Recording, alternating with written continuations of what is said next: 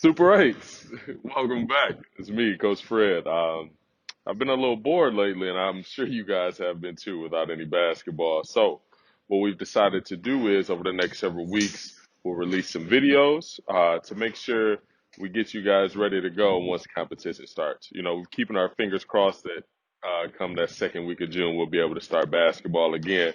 And we want you guys to be ready.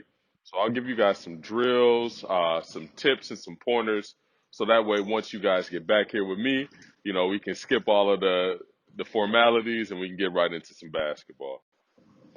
Hey guys, so what we'll start off with is just a bit of a warm up, and we'll work on some ball handling. Now, if you watch some of the videos early on in this pandemic, you saw me teaching some of the skills, some of the ball handling things, and we'll kind of go off of that. So what we'll start off with, real simple. We'll take our right hand. We'll get low into our stance, so our chest is out and our butt is down, almost like we're sitting on the toilet. And then we'll start our dribble just with our right hand. With that, we want to make sure that we're dribbling just below our knee, so that way we have full control over the ball and it's not getting too high, it's not too low, and we've got a lot of control over it. So what we'll start off with, like I said, in our stance, and just work on this dribble right here, okay? As long as you can keep this ball under your control, you'll be good to go as far as being able to dribble with your head up, being able to see your teammates if you need to make a pass. So, like I said, we'll keep this dribble nice, steady, and easy, right? This is going to help us continue to build that strength in our arms and our hands, so that way we can keep dribbling as long as we want. And also, it keeps us moving forward.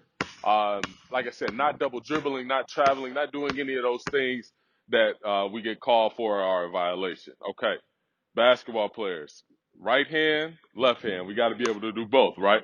So we'll get back into that stance. We'll use our left hand this time, making sure we're keeping that dribble just below our knee and keeping control over it. So we want to use our fingertips when we're using this dribbling technique. That way, with our fingertips, that's how we control the ball. When you shoot, when you dribble, all of those things go based off of your fingertips. So, like I said, get back in our stance and start that dribble with our left hand. Trying to keep it under control. Try to keep your head up. If you can, look around you, see if you can see different things, point different things out. If you've got a friend or a parent, have them put up fingers so you can tell them how many fingers that they are holding up. All of these things are going to be really good for you once you get back to me, and we get back into playing, full court, our 4-on-4 or our 5-on-5. Okay. So now we've done our just our basic, just one hand dribble, left hand dribble. Now we'll work on some crossovers. Now we'll use this in games if somebody decides to take your right hand away, decides to take your left hand away, or cut you off, and you need to make a quick switch. So that's what this crossover dribble is. So same thing. We get back into our stance, and when we do this crossover dribble, we're just switching hands every time and sliding that ball to side to side. So from left to right or right to left. Okay. So again, trying to keep that head up, keeping that dribble on our fingertips, and looking around, making sure that we have full view of what's going on around us. Because as basketball players, you're not the only person on the court at once, right? So you got to be able to see, you got to be able to move, and you got to make sure that you have control over this basketball. All right. Hey, Super 8s, this is me, Coach Fred here, and I want to kind of kick up our ball handling as far as the drills that we do. So, if you're at home and you've got a basketball and a tennis ball, grab that tennis ball as well because we're going to kind of do some things simultaneously to help with our hand-eye coordination, our ability to do two things at one time, and these things will really help your basketball game.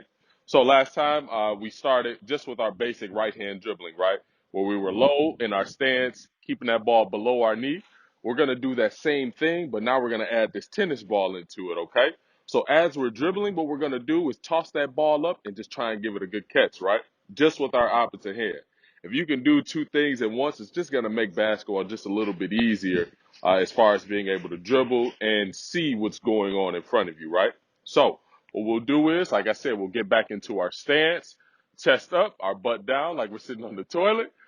Get our dribble going, right? So we'll make sure that we got a nice steady rhythm with this dribble just below our knee, on our fingertips, controlling that ball really well, right? And when you're ready, you'll give that tennis ball a toss and a catch, right? Nice and easy. Toss it up, give it a nice catch, making sure I keep that ball dribbling, okay?